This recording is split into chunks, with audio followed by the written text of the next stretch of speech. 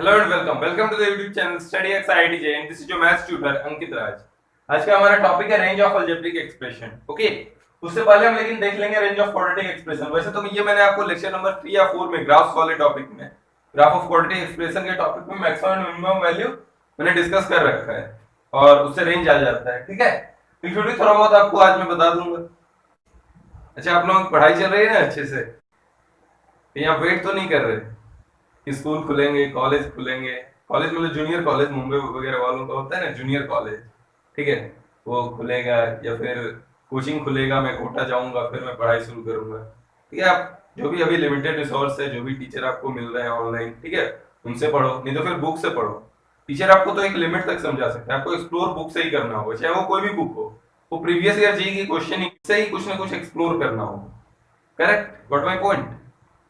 Life जो है वो एक पीक आर रस की तरह है। जैसे आप देखते होंगे कभी ट्रेन में काफी भीड़ है, दो तरह के लोग होते हैं। ठीक है, एक तरह के लोग होते हैं जो कि मतलब भीड़ भाड़ भी है लेकिन वो किसी तरह जगह बना के ट्रेन में चढ़ लेते हैं और फिर वो दो चार स्टेशन के बाद कहीं ना कहीं उसको उनको सीट मिल ही जाती है। ऐसा नहीं कि पूरा, या फिर हो सकता है एक आध बार कभी आपको पूरा जर्नी ऐसे खड़े खड़े करना पड़ जाए। ठीक है, ऐसा भी हो सकता है। एक दूसरा बंदा होता है ना, वो वेट करता रह जाता है, ये वाली तो काफी भीड़ भाड़ है इसमें, मैं अगले से निकल लूंगा। अगली आती है, उससे भी नहीं निकल पाता है, फिर ऐसे करके 6 7 8 सब चली जाती है और लास्ट में वो कोई ना कोई भीड़ भाड़ वाली गाड़ी में ही बैठता है। ठीक है ना? पॉइंट समझ पा रहे हो आप मेरा कहने का? अच्छा, आप ये कह रहे हो कि अच्छा, जो फर्स्ट वाला बंदा है उसको कुछ अर्जेंट काम होगा। अर्जेंट काम क्यों होगा? क्योंकि वो पहले से ही हर चीज को अर्जेंट समझ रहा है। ठीक है ना? सब चीजों को, वो जितने भी चीजें, जितने भी अपने काम है उनको वो अर्जेंट समझ रहा है। ये वाला शुरू से ही अपने किसी काम को अर्जेंट नहीं समझा है, तो ये ऑब्वियसली बिल्कुल खाली होगा।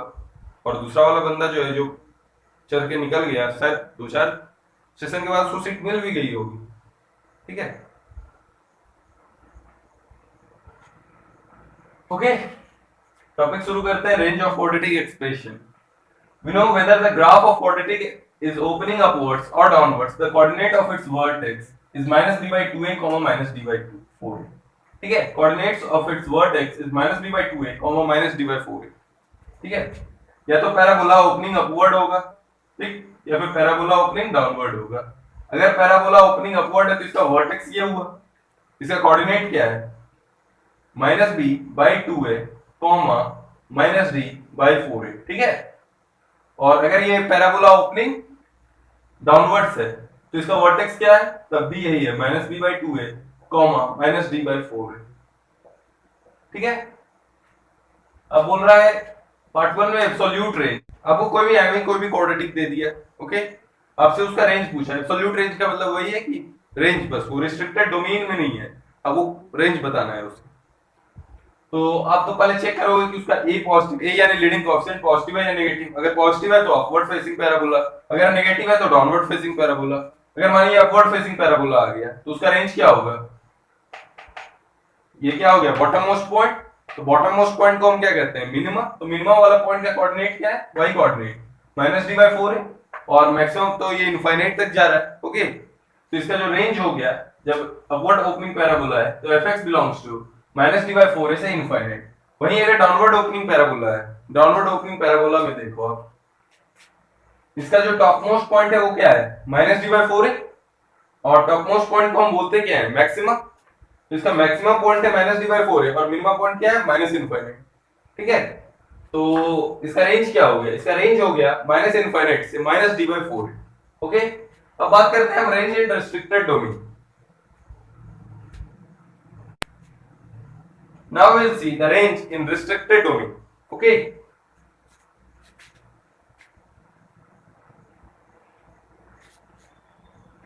रिस्ट्रिक्टेड डोमेन का क्या मतलब हुआ? रिस्ट्रिक्टेड डोमेन का मतलब हुआ कि आपको कोई भी पूछ दिया, x1 एक पॉइंट है, एक x2 एक पॉइंट है। ओके, आपको इन दोनों पॉइंट के बीच इसका रेंज पूछा, एक क्वाड्रेटिक है।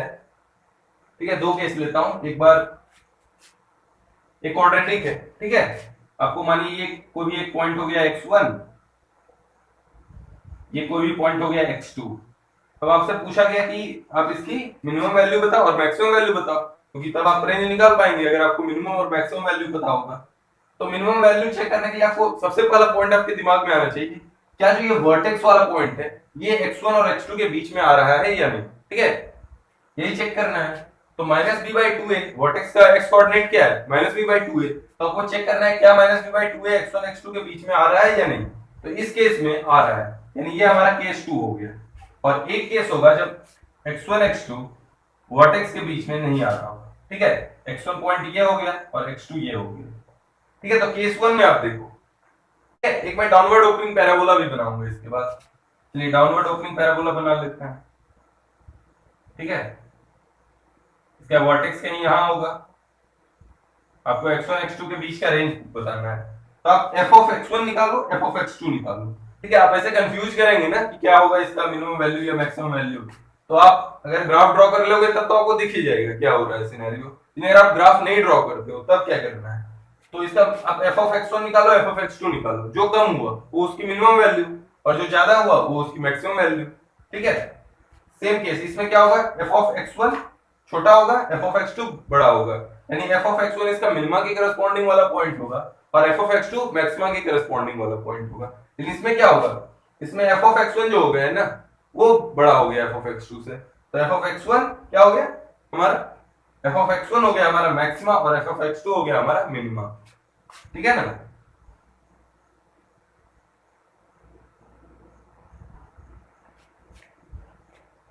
ठीक है, अब देखते हैं अगर x1 और x2 के बीच में वर्टेक्स लाई कर रहा होगा, ओके। दो केस हो सकता है, डाउनवर्ड ओपनिंग पैराबोला भी हो, ठीक। तो पहले तो आपको चेक करना है कि वो अपवर्ड ओपनिंग पैराबोला है या डाउनवर्ड ओपनिंग। अगर अपवर्ड ओपनिंग पैराबोला है तो उसका मिनिमा पॉइंट आ गया, तो माइनस बी बाई टू की करस्पॉन्डिंग क्या होता है, माइनस डी बाई फोर है। अब जो मैक्सिमा पॉइंट होगा वो F of x to,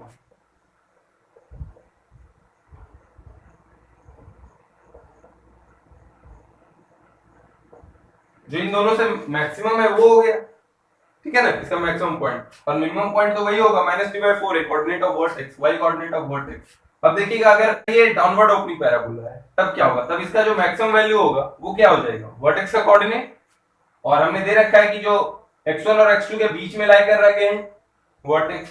case 1 हमने डिस्कस कर लिया, केस 1 में बस इन दोनों में जो मिनिमम वैल्यू होगा आपको बस इन दोनों पॉइंट की करस्पॉन्डिंग निकालना है, y की वैल्यू या कहीं f ऑफ x की वैल्यू। तो जो इसमें कम होगा वो इसका मिनिमम पॉइंट होगा, जो ज्यादा होगा वो मैक्सिमम पॉइंट होगा, ठीक है। इसमें लेकिन दो केस बनाने हैं, अपवर्ड पैराबोला के लिए अलग, डाउनवर्ड पैराबोला के लिए अलग।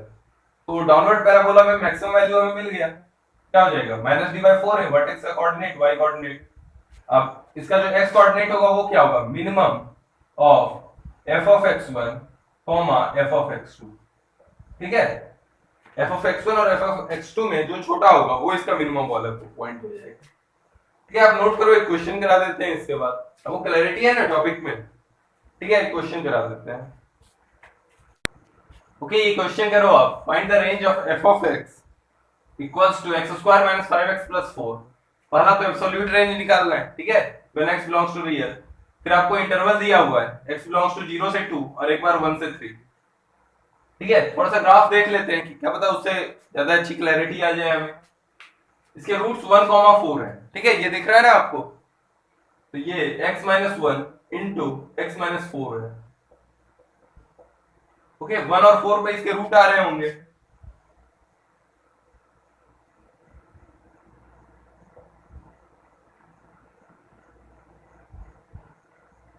ठीक है। 1 और 4 पे इसके रूट आ रहे हैं, मेरी ड्राइंग थोड़ी सी खराब है, तो इसका वर्टेक्स किस पॉइंट पे आ रहा होगा, 1 और 4 के कहीं मिड पॉइंट पे, ठीक है। आप वैसे भी देखो वर्टेक्स का एक्स कोऑर्डिनेट क्या है, माइनस बी बाई टू है, और सम ऑफ रूट्स क्या होता है, माइनस बी बाई ए, तो सम ऑफ रूट्स बाई टू, ठीक है, या क्या रूट्स का एवरेज, तो 2.5, यही 2.5 के करस्पॉन्डिंग आ रहा होगा इसका मिनिमम वैल्यू, ठीक है। ये तो अपवर्ड ओपनिंग पैराबोला है, ठीक है। तो इसका देख लेते हैं क्या है ये वैल्यू, 2.5 रख दो, तो f of 2.5 equals to 6.25 minus 12.50 plus 4, ठीक है। 10.25 माइनस 12.50 माइनस 2.25 है, चेक करो, चेक कर लो आप, क्या -2.25 है, यानी ये क्या हो गया -9/4, यही हुआ ना। ठीक है, अब मुझे पता करना है एब्सोल्यूट रेंज। तो एब्सोल्यूट रेंज क्या हो गया इसका,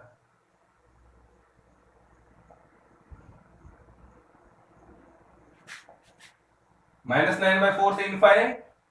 ठीक है, अब व्हेन x बिलोंग्स टू 0 से 2, 0 से 2 यानी क्या हो गया, यहाँ कहीं 0 होगा, यहाँ कहीं 2 होगा, तो यानी जो ये वर्टेक्स वाला कोऑर्डिनेट है ये नहीं आ रहा है, 2 तक नहीं आ रहा है, क्योंकि ये तो 2.5 के करस्पॉन्डिंग है। ओके, तो ये केस हो गया कौन, वो पार्ट 2 वाले का केस 1। ठीक है, तो इसमें तो आप बस देख, आपको वैसे तो क्लियरली दिख रहा है कि 0 के करस्पॉन्डिंग क्या आएगा, मैक्सिमा, और 2 के करस्पॉन्डिंग मिनिमा। तो 0 पे वैल्यू क्या है, 4, 4 इसका मैक्सिमम पॉइंट है। ठीक है, इस डोमेन में। और मिनिमम पॉइंट क्या है, एट x इक्वल्स टू 2, 2 पे क्या हो रहा है, ये 2 दूनी 4, 10 4 8, -10 -2। ओके, तीसरा,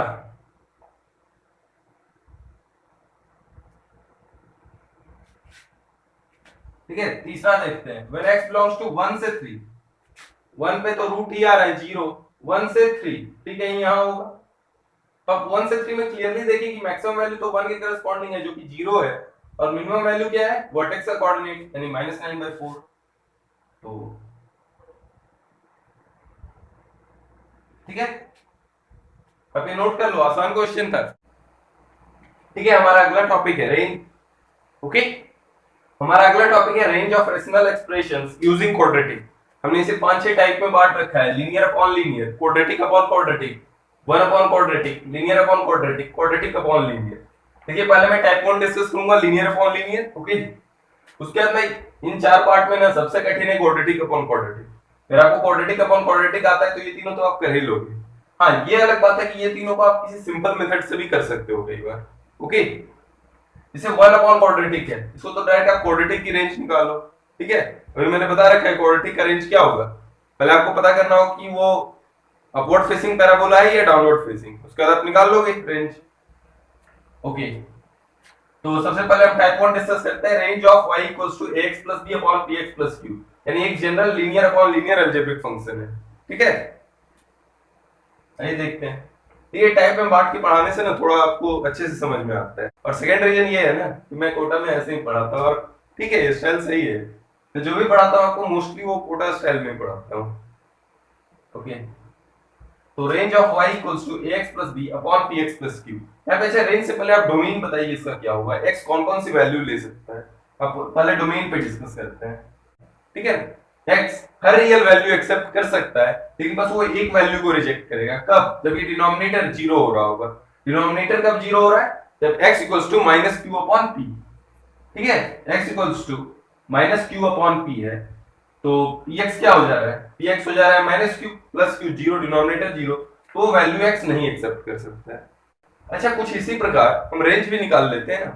मैं क्या करता हूं, अगर यहाँ पे x इक्वल्स टू कुछ a dash y plus b dash upon p dash x plus q dash रहता है, ठीक है, तो हम उस तरह से पता लगा सकते थे कि y क्या नहीं हो सकता है, तो हम रेंज निकाल पाते हैं कि y equals to all real minus वो जो भी एक वैल्यू होगी।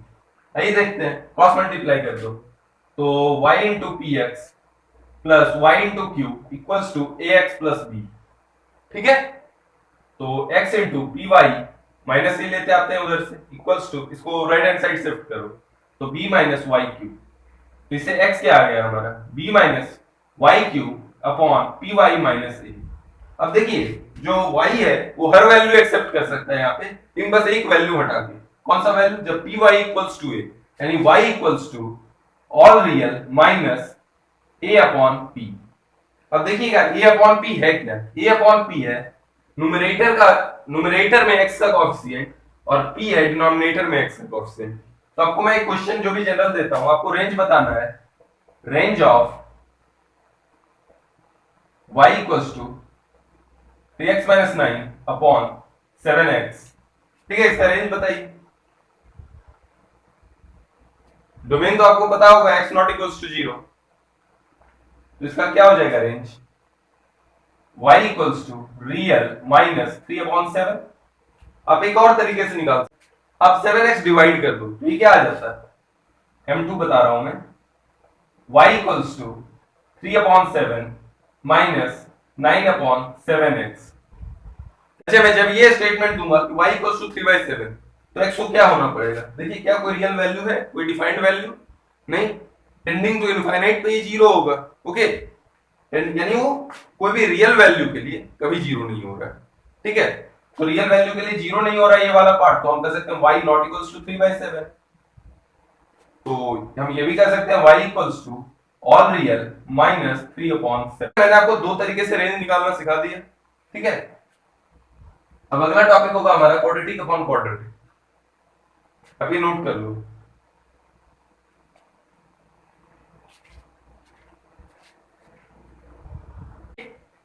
अब हम डिस्कस करते हैं टाइप 2 क्वाड्रेटिक अपॉन क्वाड्रेटिक। देखिए क्वाड्रेटिक अपॉन क्वाड्रेटिक में दो केसेस पॉसिबल है, एक की कॉमन फैक्टर आ रहा हो। ठीक है, तो जब कॉमन फैक्टर आ रहा हो तो तब तो ये क्या है, कॉमन फैक्टर कट जाएगा, तो ये लीनियर अपॉन लीनियर का ही टाइप हो जाएगा।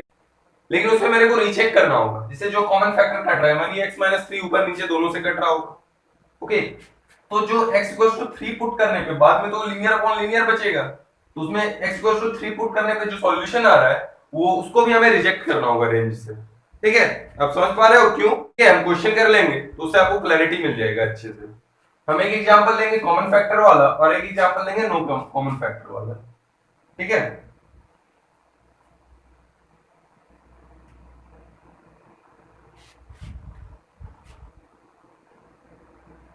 if x is real, question note down करो, then find the range of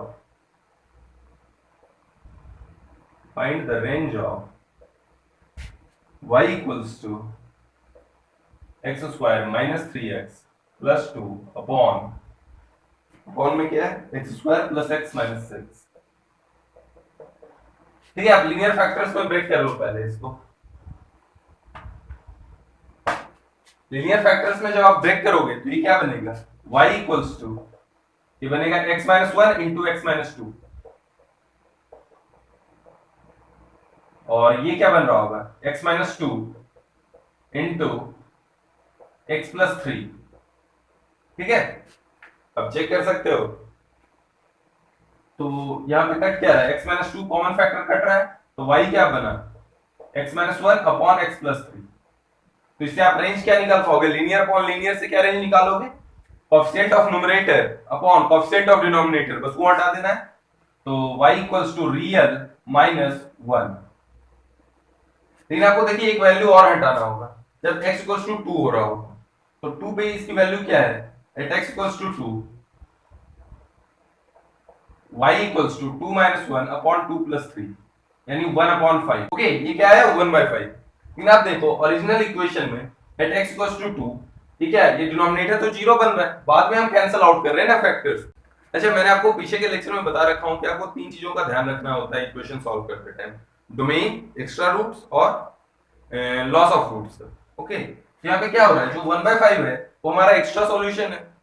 ठीक है, इसको हमें रिजेक्ट करना होगा, तो नया रेंज जो आया वो है y equals to real minus 1,1/5। इसके रेंज में ना तो 1 है ना 1/5 है। अब हम इसका दूसरा एग्जांपल देखेंगे जहां कॉमन फैक्टर नहीं बन रहा हो, वहां पे हम कैसे सॉल्व करते हैं। पहले आप ये नोट कर लो, if x is real then find the range of y equals to x square minus 3x plus 4 upon x square plus 3x plus 4। अब चेक करोगे तो आपको क्या मिलेगा कि b स्क्वायर माइनस 4ac, दोनों इक्वेशन का क्या हो रहा है, नेगेटिव, यानी दोनों के रूट्स तो है ही नहीं, मतलब रियल रूट्स नहीं है, तो कॉमन फैक्टर कहां से बनेगा, तो कॉमन फैक्टर बन नहीं रहा है, तो इसको कैसे सॉल्व करें। ओके, देखो क्रॉस मल्टीप्लाई कर देते हैं। ठीक है, मैं बताता हूं आगे कि क्यों क्रॉस मल्टीप्लाई करना है। तो क्रॉस मल्टीप्लाई करने से क्या है, yx square plus 3yx plus 4y equals to x square minus 3x plus 4। तो x स्क्वायर का कोएफिशिएंट क्या आ गया, y minus 1 plus x into 3y, ये प्लस हो जाएगा इधर आके, plus 3 plus 4y minus 4 equals to 0। ठीक है, देखिए मुझे रेंज चाहिए y की, कब चाहिए रेंज, जब x रियल हो रहा है। ओके, तो मैं क्या करता हूं, मैं x में एक क्वाड्रेटिक बना रहा हूं। अब इसके रियल होने का कंडीशन कैसे पाएंगे आप, y में कोई इक्वेशन आएगा, ओके। तो जब x रियल हो रहा होगा तो उसका जो भी कंडीशन आएगा, ठीक है, सेटिस्फाई हो रहा होगा तो x रियल आ रहा होगा। और अगर x रियल आ रहा है तो जो भी वैल्यू x की रियल वैल्यूज है वो हम पुट करते जाएंगे, तो उससे क्या आ जाएगा, y का रेंज। तो देखिए हम उसी तरह से निकालेंगे। तो for x to be real, for x to be real d greater than equal to g, ठीक है, ये कंडीशन तो मैं लगा ही सकता हूं। तो अब देखिए d greater than equal to 0, तो b square minus 4ac 3y plus 3 का whole square minus 4ac greater than equal to 0। अच्छा आप एक चीज ऑब्जर्व करना, यहां पे जो भी सॉल्यूशन आएगा y का कब, जब leading coefficient not equal to 0, ठीक है, यानी y नॉट इक्वल्स टू 1 के। तो हमें बस इक्वेशन में पुट करके देखना होगा क्या हमारे रेंज में 1 आएगा कि नहीं आएगा। अगर हम 1 पुट करेंगे और जो वैल्यू आएगा x का वो रियल आ रहा होगा तब तो हाँ 1 रेंज में होगा, अगर रियल नहीं आ रहा होगा तो 1 रेंज में नहीं होगा, ठीक है। तो पहले ये कंडीशन सॉल्व कर लेते हैं। इसमें आप देखो ये क्या हो रहा है, 3 इंटू, ठीक है, ये 3 ऐसे रहने देते हैं, 3y प्लस 3 का होल स्क्वायर माइनस 4 इंटू 4, यहां से 4 कॉमन लो तो 16 और y माइनस 1, तो मैं लिख सकता हूं इसे, ठीक है, greater than equal to 0, a square minus b square, a minus b into a plus b, 3y plus 3 plus 4y minus 4, यानी 7y माइनस 1, अब a माइनस बी यानी minus y, 3 minus minus 4 plus 7 greater than equal to 0। Inequality solve करते time क्या condition मैंने बता रखा है आपको, ठीक है, y की कांस्टेंट को पॉजिटिव ही रखना है। तो 7y minus 1 into y minus 7, minus 1 से मैंने मल्टीप्लाई करा तो इनइक्वालिटी की साइन रिवर्स हो गई। अब इनइक्वालिटी सॉल्व करो, यहां से क्या आ गया क्रिटिकल पॉइंट 1/7, यहां से 7, ओके। ये चाहिए मुझे लेस देन इक्वल टू 0, तो 7 के उधर कोई भी नंबर पुट करो, 8, ये 55, ये 1 यानी पॉजिटिव। 1/7 से 7 के बीच में कोई वैल्यू ले लो, सपोज आप 2 ले लो, तो 14 माइनस 1 13 इंटू माइनस, ये माइनस 5 हो रहा है यानी माइनस 65, तो नेगेटिव। 1/7 से इधर कोई वैल्यू ले लो 0, तो ये क्या बनेगा माइनस 1 इंटू माइनस 7 यानी प्लस 7 यानी पॉजिटिव। तो मुझे चाहिए लेस देन इक्वल टू 0, तो डॉट लगा लो। तो मेरा ऐसे सॉल्यूशन क्या आ गया, y बिलोंग्स टू 1/7 से 7, ठीक है। इसका मतलब क्या हुआ, y जब 1/7 से 7 होगा तो x रियल होगा, और मुझे पहले ही दिया गया था कि इफ x इज रियल तो y का रेंज बताओ, तो y का रेंज यही आ गया। लेकिन हमें एक कंडीशन अभी चेक करना है कि क्या जब leading coefficient not equals to 0, तो क्या जब y 1 के इक्वल होगा तो क्या ये रेंज में है। कंडीशन साथ साथ में हम ये भी सॉल्व कर रहे हैं ना इसके साथ कि y minus 1 not equals to 0 यानी y नॉट इक्वल्स टू 1। यहां से एक सॉल्यूशन तो ये भी इससे आ गया कि y नॉट इक्वल्स टू 1, ठीक है। लेकिन जब ये क्वाड्रेटिक हो तो बाद में ना ऐसा क्वाड्रेटिक बना, क्या ओरिजिनली ये ऐसा कोई क्वाड्रेटिक था क्या, नहीं। तो हमें y इक्वल्स टू 1 के लिए फिर से एक बार रीचेक करना होगा। तो y जब 1 के इक्वल होगा तो यानी x square minus 3x plus 4 equals to x square plus 3x plus 4, यानी 3x equals to minus 3x, यानी उससे क्या y 1 कब होगा, जब x 0 होगा। तो x 0 हाँ रियल है, 0 तो रियल ही है, तो मैं ये कह सकता हूं कि y इक्वल्स टू 1 हाँ एक सॉल्यूशन है।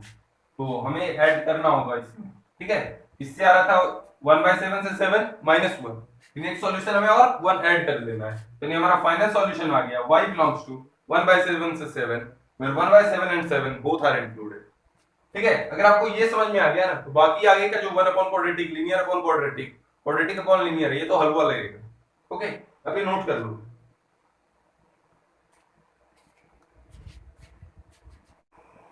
ओके टाइप 3 ये हमारा 1 अपॉन क्वाड्रेटिक का केस है। देखिए लीनियर अपॉन क्वाड्रेटिक और क्वाड्रेटिक अपॉन लीनियर, तो आप क्वाड्रेटिक अपॉन क्वाड्रेटिक जो मेथड मैंने बताया था सॉल्व करने का, उसी अप्रोच से आप कर ही लोगे, ठीक है। अब 1 अपॉन क्वाड्रेटिक ये तो बहुत ही आसान है, लेकिन आपको ये लग रहा होगा ये 1 अपॉन क्वाड्रेटिक का फॉर्मेट है क्या, ये तो क्वाड्रेटिक अपॉन क्वाड्रेटिक है। देखिए है तो ये क्वाड्रेटिक अपॉन क्वाड्रेटिक, लेकिन इसे मैं 1 अपॉन क्वाड्रेटिक बना लूंगा। देखिए कैसे, इसे मैं क्या लिखूंगा, 3x square plus 7x plus 7 plus 10, ठीक है। डिनोमिनेटर दोनों में डिस्ट्रीब्यूट कर दूंगा,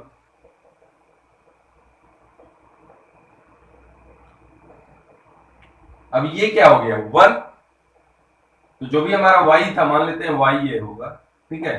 तो y equals to 1 plus 10 upon जो भी ये क्वाड्रेटिक मिला। अभी जो क्वाड्रेटिक है ये डिनोमिनेटर में है, तो जब इसका मिनिमम वैल्यू आ रहा होगा तो y का मैक्सिमम वैल्यू आ रहा होगा, और जब इसका मैक्सिमम वैल्यू आ रहा होगा तो y का मिनिमम वैल्यू आ रहा होगा, ठीक है। लेकिन हम इस क्वाड्रेटिक का रेंज निकाल देते हैं, यानी मिनिमम वैल्यू और मैक्सिमम वैल्यू। तो इसका मैक्सिमम वैल्यू क्या होगा, क्योंकि ये अपवर्ड फेसिंग पैराबोला है, तो इसका मैक्सिमम वैल्यू तो इनफाइनाइट होगा, ठीक है। मिनिमम वैल्यू बताओ, मिनिमम वैल्यू क्या होता है, माइनस डी अपॉन 4a। तो minimum value is minus D upon 4a। तो माइनस डी अपॉन 4a तो क्या हो जाएगा, माइनस ऑफ डी स्क्वायर यानी minus 49 plus 4ac, 4 3 12, 7 84 upon 4a, 4a यानी 12, तो ये क्या आ गया 35 अपॉन 12, ठीक है ना। चेक कर लो आप एक बार,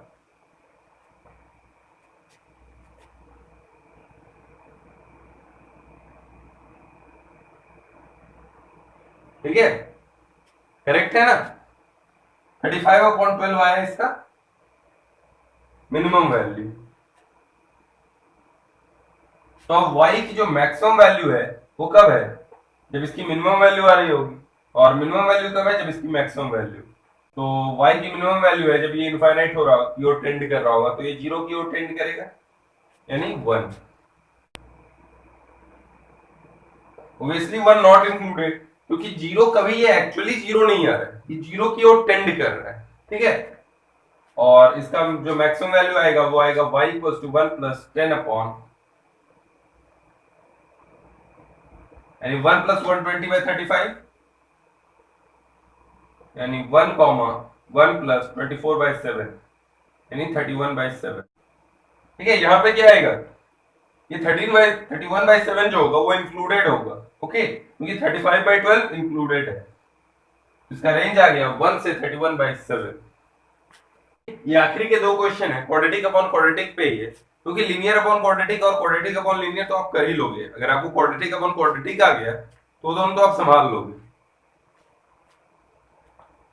क्वेश्चन क्या कह रहा है, prove that y equals to blah blah blah can have any value in minus infinite से infinite for x belongs to real. तो क्वेश्चन क्या कह रहा है कि आप प्रूव कर दो ये y में जो भी बना हुआ है क्वाड्रेटिक अपॉन क्वाड्रेटिक, इसकी रेंज r प्रूव कर दो, ओके। तो पहले तो आप इसको सिंप्लीफाई करो, तो y क्या आ गया,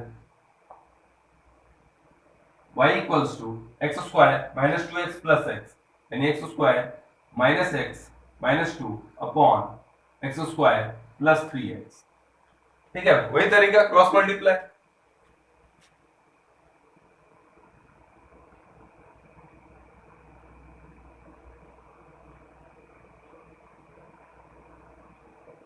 ओके। अब एक्स स्क्वायर का कोएफिशिएंट क्या हो गया y, और उधर से -1 आ जाएगा, प्लस एक्स का कोएफिशिएंट क्या हो गया 3y प्लस 1, और -2 इधर आके लेफ्ट हैंड साइड आके +2 बन गया, ओके। अब देखिए x बोला गया है कि x रियल है, तो अगर x रियल है तो एक जो y में कंडीशन आएगी उसको हमेशा सेटिस्फाई होना चाहिए। तो हम उल्टे तरीके से हम ये भी कर सकते हैं कि अगर जो y का कंडीशन है वो हमेशा सेटिस्फाई होगा तो x रियल आएगा। तो हम उल्टे तरीके से ये भी कर सकते हैं कि अगर x रियल है तो कंडीशन सेटिस्फाई हो रहा है, ठीक है। तो d कर लो ग्रेटर देन इक्वल टू 0, ठीक है। ये तब के लिए हम क्वाड्रेटिक कब सॉल्व कर रहे हैं, जब y not equals to 1, y equals to 1 अलग से चेक करना होगा, ओके। तो d greater than equal to 0, 3y plus 1 का whole square minus 4 into 2 greater than equal to 0, ये क्या हो गया 9y square plus 1 plus 6y, ठीक है। कैलकुलेशन में तो गलती नहीं कर रहा हूं, चेक करना आप लोग, इक्वल्स टू 8y होगा, तो माइनस 8y, और ये बन रहा होगा 4 इंटू 2 8 माइनस 8, तो इधर आके plus 8 greater than equal to 0, यानी ये क्या हो गया 9y square minus 2y plus 9 greater than equal to 0, check कर लो।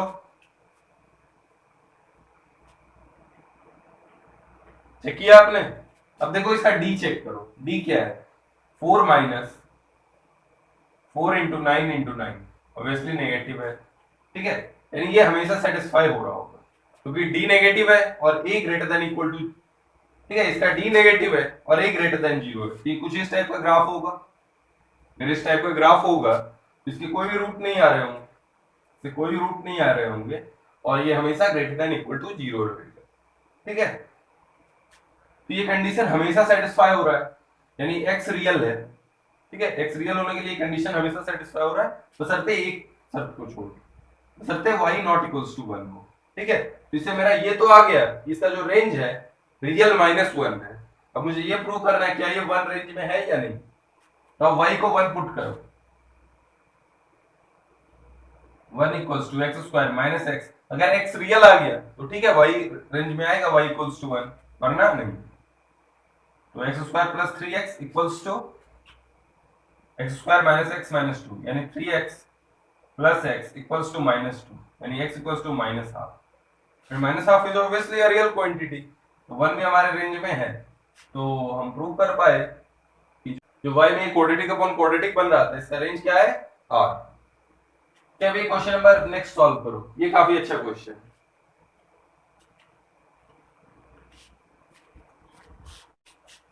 ओके, ये क्वेश्चन काफी अच्छा क्वेश्चन है।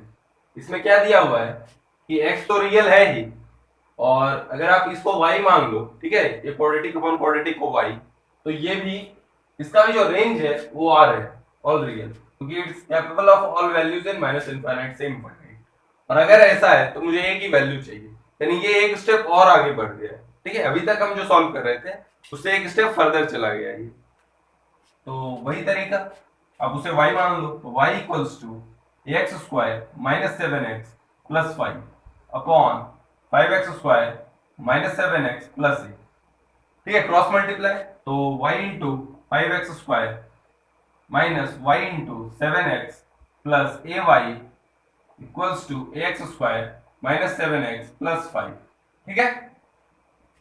अब क्वाड्रेटिक बनाओ किसमें, x, अब आप क्वाड्रेटिक बनाओ x में, ओके, तो एक्स स्क्वायर का कॉफिशिएंट है 5y माइनस ए, अब x का कॉफिशिएंट निकालो, ये जब इधर आएगा तो +7, तो प्लस एक्स 7 माइनस, यहां से क्या आ जाएगा 7y प्लस कांस्टेंट टर्म क्या बचा है ay माइनस 5, ओके, और ये जो है इक्वेशन, ठीक है, equals to 0।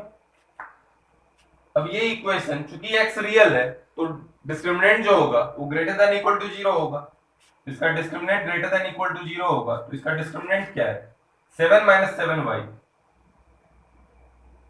b square minus 4ac,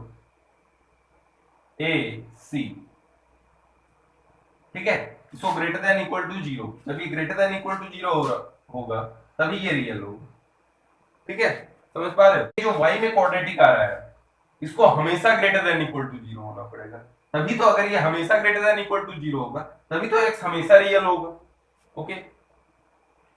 तो अब y में क्वाड्रेटिक आएगा जो कि रियल है और उसको हमेशा ग्रेटर देन इक्वल टू 0 होना होगा, तो d less than equal to 0 और a ग्रेटर देन 0, ये दो कंडीशन अब सॉल्व करना है। तो पहले तो आप ये क्वाड्रेटिक बनाओ अच्छे से सिंप्लीफाई करके, ये आ गया 49 plus 49y square minus 98y minus 4ay, ठीक है, इसको रुक जाओ थोड़े अच्छे से सॉल्व करता हूँ, minus 98y minus 4 into 5ay square minus a square y minus 25y plus 5a, ठीक है, यह है y में क्वाड्रेटिक जो कि हमेशा ग्रेटर देन इक्वल टू 0 है, तो इसके हमेशा ग्रेटर देन इक्वल टू 0 होने के लिए d को इसका तो लेस देन इक्वल टू 0 होना होगा और a को ग्रेटर देन 0, जो भी कंडीशन आएगा a में और वही हमारा सॉल्यूशन हो जाएगा, ठीक है। तो पूरा क्वाड्रेटिक पहले अच्छे से सिंप्लीफाई करो, और ठीक है मैं लिख रहा हूं, आप कर लेना खुद से, y square 49 minus 20a plus 2 into 1 plus 2a square plus 49 minus 20a, और ये ट्रू है for all y belongs to r। तो ऐसा होने के लिए इसका जो है d less than equal to 0 और a ग्रेटर देन 0 होना चाहिए।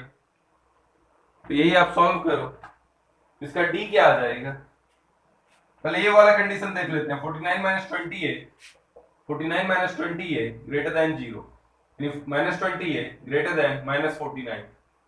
तो इसका मतलब आया a less then minus 49 upon 20। ये है sorry a less than 49 upon 20। देख लो कंडीशन मैंने सही लिखा ना।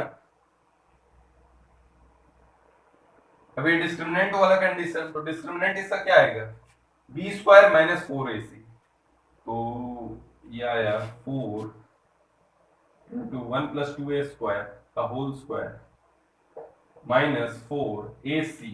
तो 49 माइनस 20a का होल स्क्वायर 20a। ठीक है, ये कंडीशन है। तो इसे मुझे क्या रखना है, ये a में जो भी आया है ये हमारा इनइक्वालिटी क्या है, d less than equal to 0। ठीक है, जब जब ये लेस देन इक्वल टू 0 होगा वही हमारा सॉल्यूशन होगा। तो a square minus b square, तो a plus b into a minus b. तो 4 को अगर हम साइड रख दें तो ये हो गया 1 plus 2a square plus 49 minus 20a। Okay, a plus b into a minus b, 1 plus 2a square minus 49 plus 20। Okay, less than equal to 0, ये नेगेटिव होना चाहिए। अब कर पाओगे आप, ये क्या हो गया 2a square minus 20a plus 50, 2a square minus 20a plus 50, और वो हो गया 2a square plus 20a minus 48। अब ना डिवाइडेड बाय 2 कर दो, ये 16 हो जाएगा। दोनों को अगर डिवाइडेड बाय 2 करोगे तो ये क्या बन जाएगा, देखिए a स्क्वायर प्लस 25 माइनस 10 है, यानी a माइनस 5 का होल स्क्वायर। ओके, और ये क्या बन रहा होगा a square minus 24 plus 10a, a square plus 10a minus 24, यानी ये बन रहा होगा, इसके रूट्स आएंगे। ठीक है, ये क्या हो रहा होगा a square minus plus 10a minus 24। Okay, तो a स्क्वायर प्लस 12 है माइनस 2a माइनस 24, यानी ये हो रहा होगा a प्लस 12 और a माइनस 2। ठीक है, a प्लस 12 और a माइनस 2, ये लेस देन इक्वल टू 0। ठीक है, अब इनइक्वालिटी सॉल्व करने तो मैं सिखा ही रखा हूं आपको, क्रिटिकल पॉइंट्स मार्क कर लो। माइनस 12 2 5, 5 के इधर पॉजिटिव, लेकिन देखिएगा 5 हमारा 5 का जो पावर है ना वो क्या है, इवन, तो ये साइन नहीं बदलेगा। तो पॉजिटिव पॉजिटिव नेगेटिव पॉजिटिव। ठीक है, कब satisfy, a belongs to minus 12 से 2, यही आया। तो आप देखो जो ये a less than 49 by 20 leading coefficient को पॉजिटिव करना है, तो ऑलरेडी इसमें भी हो रहा है। a हमेशा 49 बाय 20 दो से बड़ा एक नंबर है। व्हाट माय पॉइंट, तो आंसर हमारा आ गया a बिलोंग्स टू माइनस 12 से 2। लेकिन यहाँ पे दिक्कत क्या है ना, आप यहाँ देखो ये बिल्कुल एडवांस लेवल प्रॉब्लम है। यहाँ देखो माइनस 12 और 2 जब पुट करोगे ना तो कॉमन फैक्टर बन रहा है। अब चेक कर लेना, मैं बता रहा हूँ क्योंकि मैंने पहले सॉल्व कर रखा है ऑब्वियसली। तो यहाँ पे कॉमन फैक्टर आएगा, तो minus a by putting a equals to minus 12 and 2, common factor arises।